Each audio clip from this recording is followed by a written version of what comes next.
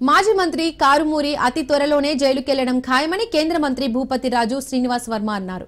పశ్చిమ గోదావరి పాలకొల్లు తణుకు మున్సిపాలిటీలో టీడీఆర్ బాండ్ల కుంభకోణంలో కారుమూరి నిందితుడిగా ఉన్నారన్నారు. యలమంచిలి మండలం యలమంచిలిలో నిర్వహించిన బహిరంగ సభలో కేంద్ర మంత్రి పాల్గొన్నారు. కూటమి నాయకుల జోలికొస్తే ఊరుకునేది లేదన్నారు. తమ కార్యకర్తలను నరుకుతామని బహిరంగంగా మాట్లాడిన కారుమూరికి త్వరలోనే తగిన గుణపాఠం కూడా చెబుతామని అన్నారు. వాడు ఇక్కడ అంబటి రాంబాబు గారు సేమ్ బూతుల్లో ఉంటారు. ఒక్కొక్కడు మనుషులు రక్తం తాగేసారా అనిపిస్తుంది వీళ్ళని చూస్తే. ఇంకోటి ఆడ ఉన్నాడు, ఆడు చదువుకున్న డాక్టర్ సీదిరి అప్పుడురాజు, ఆడంతే ఆడు పశువుల డాక్టర్, మీరు చదువుకున్నాడు.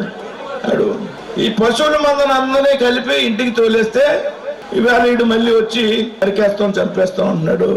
పిచ్చనా కొడుకు, నోరు మూసుకుని నీ పని నువ్వు చూసుకో. టీడీఆర్ కుంభకోణం నువ్వు అతి కొద్ది రోజుల్లో నువ్వు జైలుకి వెళ్ళిపోవడం ఖాయం.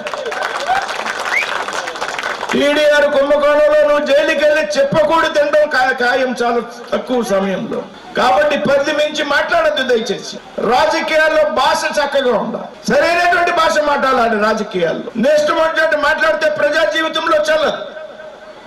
మనకి కలుపుకు వెళ్ళిపోయినటువంటి మనకి సంస్కారం ఉంది. వైసీపీ నాయకులకి